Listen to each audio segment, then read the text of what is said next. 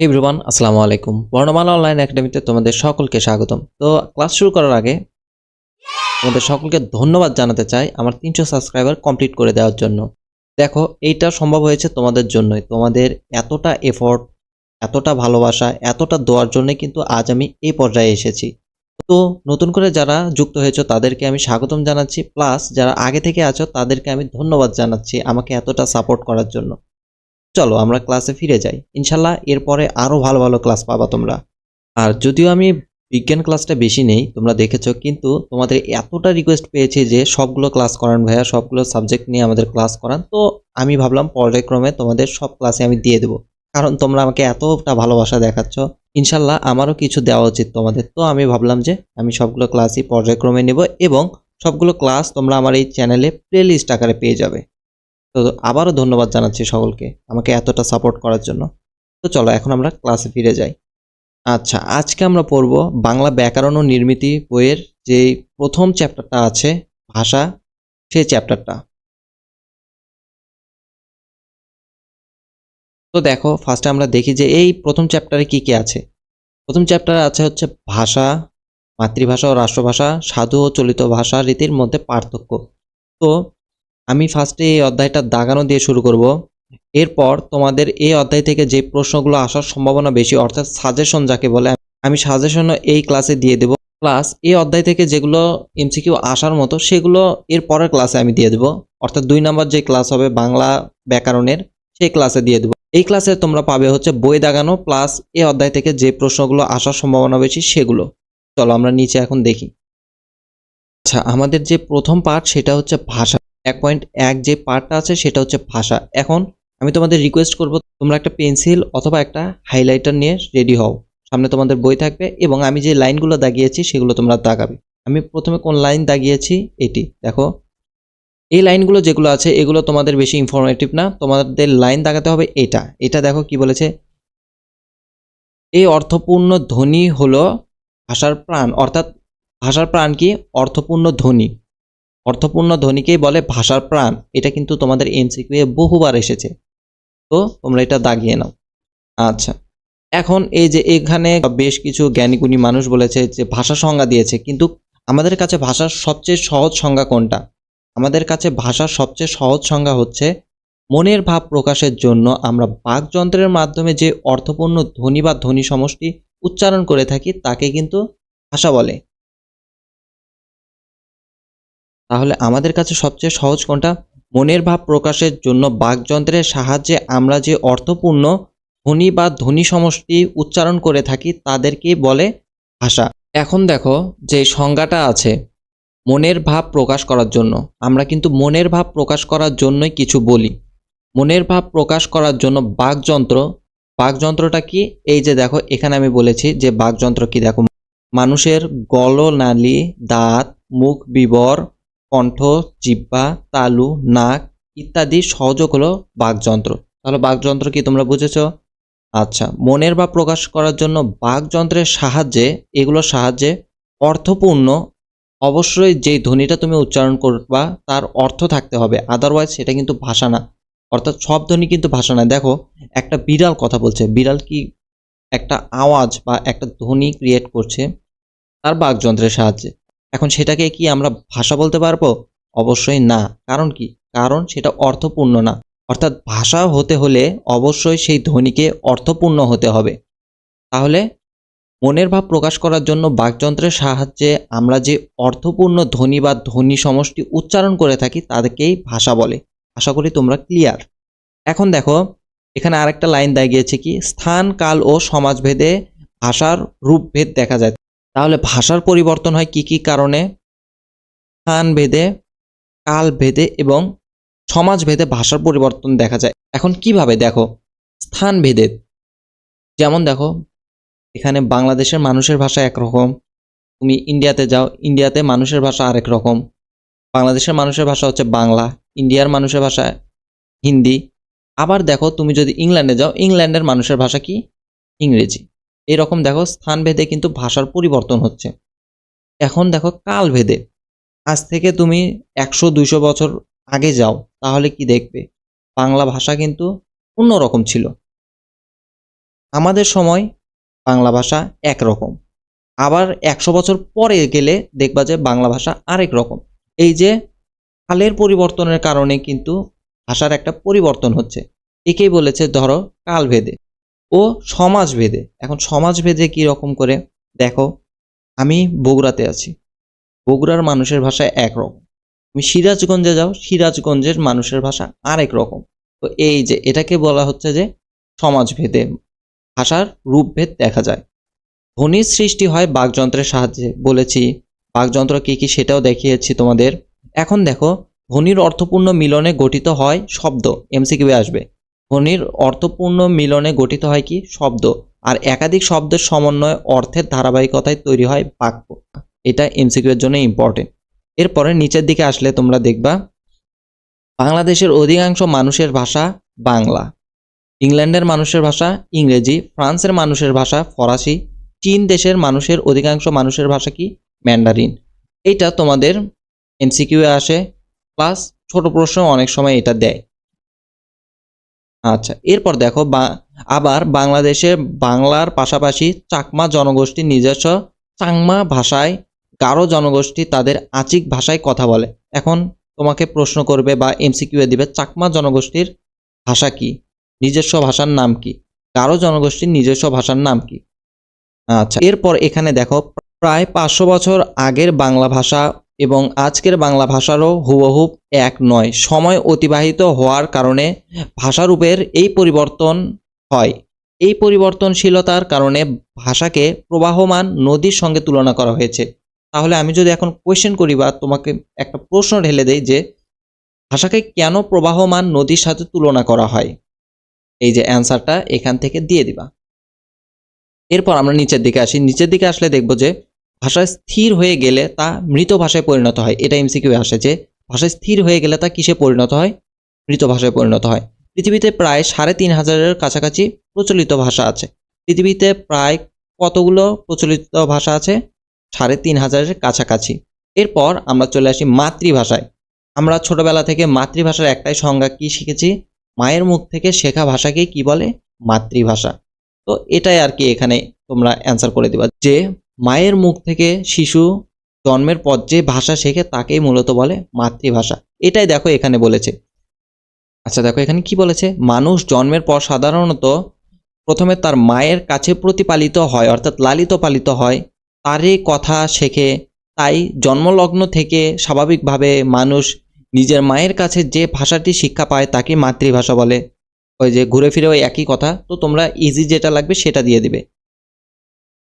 এরপর নিচের দিকে আসলে আমরা দেখব যে বাংলাদেশ ছাড়াও ভারতের পশ্চিমবঙ্গ, ত্রিপুরা, আসাম, বিহার, উড়িষ্যা, ঝাড়খণ্ড রাজ্য, মিয়ানমারের রাখাইন রাজ্য ইত্যাদি স্থানে বাংলা ভাষার প্রচলন রয়েছে। প্রশ্ন হচ্ছে বাংলাদেশ ছাড়াও কোন কোন জায়গায় বাংলা ভাষার প্রচলন আছে, এই যে অ্যান্সার। এরপর পৃথিবীর প্রায় 30 কোটি লোকের মাতৃভাষা বাংলা। পৃথিবীতে প্রায় কতগুলো লোকের ভাষা বাংলা, এমসিকিউ 30 কোটি লোকের ভাষা। আচ্ছা, মাতৃভাষার বিবেচনায় সারা বিশ্বে বাংলা ভাষার স্থান ষষ্ঠ। এটাও এমসিকিউ আসে, মাতৃভাষা বিবেচনায় সারা বিশ্বে বাংলার স্থান কততম, ষষ্ঠ। আচ্ছা দেখো রাষ্ট্রভাষায় আমরা চলে আসি। এখানে বলেছে রাষ্ট্রীয় কাজে ব্যবহারের জন্য কোনো দেশের সংবিধান স্বীকৃত ভাষাকে ওই দেশের রাষ্ট্রভাষা বলে। আচ্ছা, তোমাকে যদি এখন আমি প্রশ্ন করি রাষ্ট্রভাষা কাকে বলে, অ্যান্সার করতে পারবা? অবশ্যই পারবা তোমরা। এরপরের লাইন দেখো, একটি রাষ্ট্রের বিভিন্ন অঞ্চলে ভিন্ন ভিন্ন জনগোষ্ঠীর মধ্যে ভিন্ন ভাষার ব্যবহার থাকতে পারে। যেমন বাংলাদেশেও কিন্তু আছে, যেমন বাংলাদেশে বাংলা, চাংমা, আচিক, মণিপুরি ভাষা ইত্যাদি। ভারতের বাংলা, গুজরাটি, হিন্দি, পাঞ্জাবি, কানাড়ি ভাষা ইত্যাদি। পাকিস্তানে পাঞ্জাবি, বালুচ, সিন্ধি ভাষা ইত্যাদি। এতে রাষ্ট্রের কেন্দ্রীয় প্রশাসনিক কাজ কোন ভাষাতে প্রচলিত হবে, এই প্রশ্ন আসে। এই প্রশ্ন সমাধান কল্পে কোনো কোনো রাষ্ট্র নির্দিষ্ট এক বা একাধিক ভাষাকে রাষ্ট্রভাষা হিসেবে স্বীকৃত দেয়। বাংলাদেশের সংবিধানের প্রথম ভাগের 3য় অনুচ্ছেদে লিপিবদ্ধ আছে প্রজাতন্ত্রের রাষ্ট্রভাষা বাংলা। তো এই লাইনটা আমাদের অনেক ইম্পর্টেন্ট, এটা কিন্তু এমসিকিউ এ আসে প্লাস প্রশ্নেও আসে যে বাংলাদেশের সংবিধানে কোথায়, মানে কোন ভাগের কোন অনুচ্ছেদে লেখা আছে যে প্রজাতন্ত্রের রাষ্ট্রভাষা বাংলা। এটা একটু পড়ে নিবা। এরপর দেখো রাষ্ট্রভাষা কোন কোন ক্ষেত্রে ব্যবহৃত হয়? শিক্ষা প্রদান, পাঠ্যপুস্তক প্রণয়ন, সাহিত্য রচনা, সংবাদপত্র প্রকাশ, সামাজিক আচার অনুষ্ঠান পরিচালনা, দলিল দস্তাবেজ লিখন, রাষ্ট্রীয় নথিপত্র লিপিবদ্ধকরণ ইত্যাদি সম্পন্ন হয় এই রাষ্ট্রভাষায়।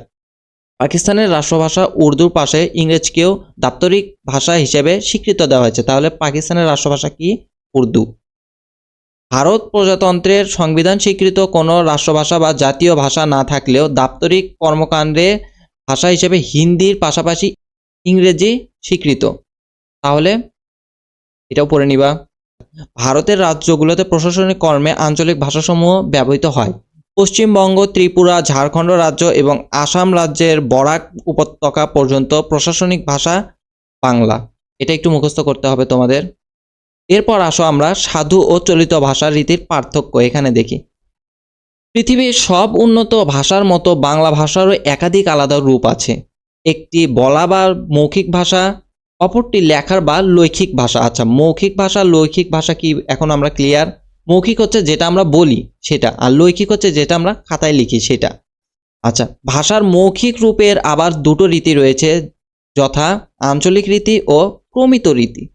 অপরদিকে লৈখিক রূপেরও দুটো আলাদা রীতি রয়েছে, যেমন চলিত রীতি, সাধু রীতি। এখানে এই ছকটা বা চিত্রটা আমরা দেখি, দেখো বাংলা ভাষা মৌখিক আর একটা লৈখিক। মৌখিক রীতির আবার দুইটা রূপ রয়েছে, কি কি? আঞ্চলিক রীতি একটা, প্রমিত রীতি একটা, আর লৈখিকের কি? চলিত রীতি আর সাধু রীতি। এখানে আমরা সেগুলোরই আর কি বর্ণনা দেখতে পারবো। দেখো আঞ্চলিক রীতি। আচ্ছা, এখানে দেখো আঞ্চলিক ভাষারীতি কি? বাংলাদেশের বিভিন্ন অঞ্চলের বাঙালি জনগোষ্ঠীর মুখে মুখে যে ভাষারীতিতে মনোভাব ব্যক্ত করে সেই ভাষারীতি বাংলার আঞ্চলিক ভাষারীতি নামে অভিহিত। এখন আঞ্চলিক রীতি কোনটা? দেখো আমাদের বগুড়ার ভাষা যেমন দেখো একরকম, চট্টগ্রামের ভাষা আরেক রকম, রংপুরের ভাষা আরেক রকম। এই যে অঞ্চল ভেদে যে একটা ভাষার পরিবর্তন হচ্ছে এটাকে বলে হচ্ছে আঞ্চলিক ভাষারীতি।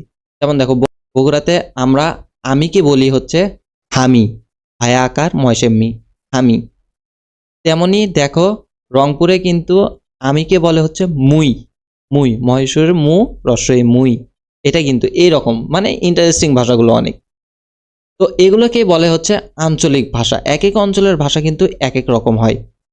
অর্থাৎ অঞ্চলভেদে বাংলা ভাষার প্রচলিত কথ্যরূপকে আঞ্চলিক ভাষারীতি বলে। যেমন বাংলাদেশের চট্টগ্রাম অঞ্চলের আঞ্চলিক ভাষারীতি ওই গো মাইনছের দুয়া পোয়া আছিল। অনেক কঠিন, অনেক। আঞ্চলিক ভাষাকে উপভাষা বলা হয়। তাহলে আঞ্চলিক ভাষার আরেক নাম কি? উপভাষা, মনে রাখবা। এরপর আসো প্রমিত ভাষারীতি। প্রমিত ভাষারীতি কাকে বলে? ভাষার সর্বজন গ্রাহ্য ও সমকালের সর্বোচ্চ মার্জিত রূপকে প্রমিত ভাষার রীতি বলে। মানে সর্বজন গ্রাহ্য, সকলের কাছে তোমার যেই ভাষাটা গ্রহণযোগ্য, প্লাস সমকালের সর্বোচ্চ মার্জিত, অনেক মার্জিত, অনেক গোছালো যে ভাষাটা আছে তাকেই কিন্তু প্রমিত ভাষারীতি বলে। যেমন একজনের দুটো ছেলে ছিল, একদম শুদ্ধ ভাষা এটা, এটাকে বলেছে প্রমিত রীতি। তো এটা তোমরা এর সংজ্ঞাটাও মুখস্থ করে নিবা। এরপর দেখো সাধু ভাষারীতি। যে ভাষারীতি অধিকতর গম্ভীর্যপূর্ণ, তৎসম শব্দবহুল, ক্রিয়াপদের রূপ প্রাচীন রীতির অনুসারী এবং আঞ্চলিকতা মুক্ত, তাই সাধু ভাষারীতি। সাধু ভাষাটা কোথায় ইউজ হয় দেখবা তোমরা, আমাদের অনেকগুলো বই আছে না, গল্পের সংলাপ, অনেক গল্পে বা গদ্যে দেখবা, গদ্য আমাদের আছে না, পদ্যেও কিন্তু অনেক ক্ষেত্রে আমাদের এই সাধু ভাষারীতি ব্যবহার হয়।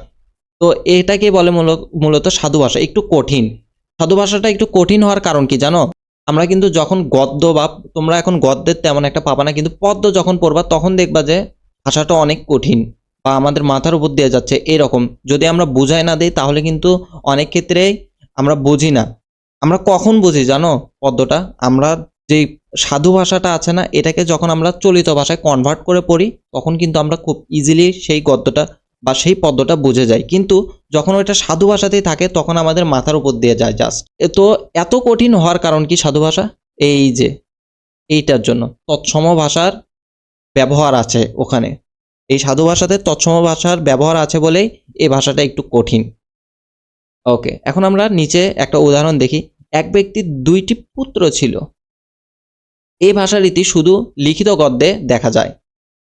চলিত ভাষারীতি ভাগীরথী নদীর তীরবর্তী স্থানসমূহের মৌখিক ভাষারীতি মানুষের মুখে মুখে রূপান্তর লাভ করে প্রাদেশিক শব্দাবলী গ্রহণ এবং চমৎকার বাকভঙ্গির সহযোগে গড়ে ওঠে। তাহলে চলিত ভাষারীতি কোথাকার মানুষের মৌখিক ভাষারীতি ছিল? ভাগীরথী নদীর তীরবর্তী লোকদের মৌখিক ভাষা ছিল এটা। এই ভাষারীতিকেই চলিত ভাষারীতি বলে। এই রীতি মৌখিক ও লিখিত উভয় ক্ষেত্রে আকর্ষণীয় ও আদরণীয়। তাহলে লেখার ক্ষেত্রেও এটা ব্যবহৃত হয়, বলার ক্ষেত্রেও এটা ব্যবহৃত হয়। যেমন একজন লোকের দুটি ছেলে ছিল। এই যে তোমরা এই প্রমিত ভাষারীতি দেখো না, এইটারই আরেকটা রূপ বলতে পারো এই চলিত ভাষারীতি। আচ্ছা, এখন হচ্ছে এখানে দেখো সাধু ভাষারীতির বৈশিষ্ট্য আছে, চলিত ভাষারীতির বৈশিষ্ট্য আছে। এখানে সাধু ভাষারীতির বৈশিষ্ট্য আছে, এখানে চলিত ভাষারীতির বৈশিষ্ট্য আছে। এখন আমি তোমাদের একটা ট্রিক্স বলি। এখান থেকে তুমি বৈশিষ্ট্য যদি পড়ো তোমার কিন্তু পার্থক্য হয়ে যাবে, আবার তুমি যদি পার্থক্য পড়ো তাহলে কিন্তু তোমার বৈশিষ্ট্য হয়ে যাবে। তো চয়েস ইজ ইওর, তুমি যেটা পড়তে পারো, তোমার যেটা ইজি মনে হয় তুমি সেটাই পড়বা। আর আমি তো দাগিয়ে দিয়েছি কোনগুলো পড়বা। তো দেখো সাধু ভাষার রীতির বৈশিষ্ট্য দেখি। সাধু ভাষার রূপ অপরিবর্তনীয়, মানে এর রূপ পরিবর্তন হয় না। কালক্রমে বা অঞ্চলভেদে একই থাকে, কিন্তু সাধু ভাষা রীতি অঞ্চলভেদে বা কালক্রমে এর কোনো পরিবর্তন হয় না। এ ভাষারীতি ব্যাকরণের সুনির্দিষ্ট বা সুনির্ধারিত নিয়ম অনুসরণ করে চলে, এই কারণে একটু কঠিন লাগে আমাদের। আচ্ছা, এটা একটা দিতে পারো, মানে বৈশিষ্ট্যের কথা বলতেছি, কি কি বৈশিষ্ট্য দিতে পারো। এই যে এইটা পুরোটাই দিতে পারো, এরপর এটা দিতে পারো। এরপর নিচে দেখো সাধু ভাষারীতিতে তৎসম বা সংস্কৃত শব্দের ব্যবহার বেশি, এটা দিতে পারো এইটুকু। এই যে তৎসম বা সংস্কৃত শব্দের ব্যবহার বেশি বলে এই ভাষাটা একটু কঠিন লাগে। আচ্ছা, এরপরে দিতে পারো সাধু ভাষার রীতি শুধু লেখায় ব্যবহৃত হয়, কথাবার্তা, বক্তৃতা, ভাষণ ইত্যাদির উপযোগী নয়। সাধু ভাষা রীতিতে সর্বনাম ও ক্রিয়াপদের পূর্ণরূপ ব্যবহৃত হয়। তাহলে সাধু ভাষা রীতিতে ক্রিয়াপদ ও সর্বনাম পদের পূর্ণরূপ ব্যবহৃত হয়। এখন এই ভাষাটা যদি কথাবার্তা বা তোমার বক্তৃতায় ব্যবহার করা হতো বা কোনো ভাষণে ব্যবহার করা হতো, তাহলে মানুষ কি করতো? বক্তৃতা না শুনে উঠে চলে যেত। কারণ ভাষাটা এতটাই কঠিন যে আমরা যখন পদ্য পড়তে যাই তখন কিন্তু আমরা অনেক সময় মনে হয় যে এটা পড়বই না, কি বলছে না বলছে সব মাথার উপর দিয়ে যাচ্ছে। তো সেই ভাষাতে তুমি যদি আবার বক্তৃতা দিতে যাও তাহলে অডিয়েন্স কি শুনবে? না। আমি যদি তোমাদের এখন সাধু ভাষায় লেকচার দেই, তোমরা কি বুঝবা? বুঝবা না, আমার ক্লাসটা কিন্তু স্কিপ করে চলে যাবা। তো এই জন্যই কিন্তু এগুলো বক্তৃতা, কথাবার্তা প্লাস তোমার যে ভাষণ আছে এগুলোতে ব্যবহার হয় না। এরপর দেখো চলিত ভাষার বৈশিষ্ট্য। চলিত ভাষা সর্বজন গ্রাহ্য, মার্জিত ও গতিশীল ভাষা। এটি পরিবর্তনশীল, মানে এটা পরিবর্তন হতে পারে। এ ভাষারীতি ব্যাকরণের প্রাচীন নিয়মকানুন দিয়ে সর্বদা ব্যাখ্যা করা যায় না, মানে এই ব্যাকরণের প্রাচীন যে নিয়মগুলো আছে বা ব্যাকরণের নিয়মগুলো যে আছে এগুলো মেনে চলে না এই ভাষা। চলিত ভাষারীতিতে অপেক্ষাকৃত সহজ সরল শব্দের ব্যবহার বেশি, এই জন্য এই ভাষাটা আমাদের এত ইজি লাগে। এটি বেশ সাবলীল, চটুল ও জীবন্ত। আচ্ছা, বলার ও লেখার ভাষা বলেই এ ভাষা বক্তৃতা, ভাষণ, নাটকের সংলাপ ও সামাজিক আলাপ আলোচনার জন্য উপযোগী। চলিত ভাষারীতিতে সর্বনাম ও ক্রিয়াপদের সংক্ষিপ্ত রূপ ব্যবহৃত হয়। আচ্ছা, এখন এইখানে আমরা বৈশিষ্ট্য পড়লাম, এখন দেখো পার্থক্যেও কিন্তু সেগুলোই বলা আছে। এই দেখো পার্থক্য। সাধু ভাষা রীতি সর্বজন গ্রাহ্য লেখার ভাষা, মানে এটা শুধু লেখার ক্ষেত্রে ব্যবহৃত হয়। চলিত ভাষারীতি সর্বজন বোধ্য মুখের ও লেখার ভাষা, মানে এটা মুখে বলার ক্ষেত্রেও ব্যবহৃত হয়, লেখার ক্ষেত্রেও ব্যবহৃত হয়। সাধু ভাষার রীতি সবসময় ব্যাকরণের নিয়ম মেনে চলে, চলিত ভাষার রীতি সবসময় ব্যাকরণের নিয়ম মেনে চলে না। সাধু ভাষার পদ রীতি সুনির্দিষ্ট, মানে এটা নির্দিষ্ট যে এরপরে এটা আসবেই, কিন্তু চলিত ভাষাতে তা অনেক সময় পরিবর্তনশীল, মানে পরিবর্তন হয়। সাধু ভাষায় তৎসম বা সংস্কৃত ভাষার ব্যবহার বেশি, চলিত ভাষায় তৎসম বা সংস্কৃত শব্দের ব্যবহার কম। সাধু ভাষা বক্তৃতা, ভাষণ ও নাটকের সংলাপের উপযোগী নয়, চলিত ভাষা বক্তৃতা, ভাষণ, নাটকের সংলাপের উপযোগী। সাধু ভাষার সর্বনাম, ক্রিয়া ও অব্যয় পদের পূর্ণরূপ ব্যবহৃত হয়, চলিত ভাষায় সর্বনাম, ক্রিয়া ও অব্যয় পদের সংক্ষিপ্ত রূপ ব্যবহৃত হয়। আচ্ছা, এরপর এটা দিতে পারো, সাধু ভাষা রীতি অপরিবর্তনীয় তাই কৃত্রিম, পরিবর্তন হয় না বলে এটাকে কৃত্রিম ভাষা বলে। চলিত ভাষা রীতি পরিবর্তনশীল তাই এটা জীবন্ত। এই দুইটা একটু ভালো করে মনে রাখবা। ওকে, তো এরপর আমি তোমাদের যে সাজেশনের কথা বলেছিলাম, যে আমি বলেছি এই অধ্যায় থেকে আমি তোমাদের প্রশ্নের যে সাজেশন আছে সেটা দিয়ে দেব। তো তোমরা এখন খাতা আর কলম নিতে পারো এবং লিখতে পারো। আচ্ছা, এই অধ্যায় থেকে প্রথম প্রশ্ন যেটা আসার মতো প্লাস আসেই, কিন্তু বহুবার আসে। আমি যে প্রশ্নগুলো এখানে লিখেছি এগুলো কিন্তু আসছে বহুবার, এই কারণে আমি এগুলো তোমাদের দিচ্ছি। দেখো, প্রথম প্রশ্ন হচ্ছে ভাষা কাকে বলে? ওকে, নোট করে নাও। দ্বিতীয় প্রশ্ন হচ্ছে মাতৃভাষা কাকে বলে? তৃতীয় প্রশ্ন হচ্ছে দেখো, কোন জাতি বা কোন রাষ্ট্রের মানুষের, কোন অঞ্চলের মানুষের ভাষা কি, বা কোন রাষ্ট্রের মানুষের ভাষা কি? এখন দেখো এটা কিরম করে আসে, এটা কিভাবে দিবে তোমাদের দিবে, বলবে যে চাকমাদের নিজস্ব ভাষার নাম কি, গারোদের নিজস্ব ভাষার নাম কি, এই যে জাতি ক্ষেত্রে। এরপরের প্রশ্ন হচ্ছে আমাদের 4 নাম্বার যে প্রশ্ন, সেটা হচ্ছে রাষ্ট্রভাষা কাকে বলে? অ্যান্সার করে নিবা। এরপর সাধু ভাষা কাকে বলে? এরপরের প্রশ্ন চলিত ভাষা কাকে বলে? এরপরের প্রশ্ন আঞ্চলিক ভাষা কাকে বলে? এরপরে প্রমিত ভাষা কাকে বলে? আচ্ছা, আমাদের লাস্ট যে প্রশ্ন সেটা হচ্ছে মোস্ট ইম্পর্টেন্ট এই অধ্যায়ের জন্য, সাধু ভাষা এবং চলিত ভাষার মধ্যে পার্থক্য লেখো। তো আজকের ক্লাসটা এই পর্যন্তই। ধন্যবাদ সকলকে এতক্ষণ পর্যন্ত ক্লাস দেখার জন্য। দেখা হবে অন্য কোনো ক্লাসে। ততক্ষণ পর্যন্ত সবাই ভালো থাকবা, প্রিপারেশন ভালো করে নেবা, ক্লাসগুলো রেগুলার দেখবা। আসসালামু আলাইকুম।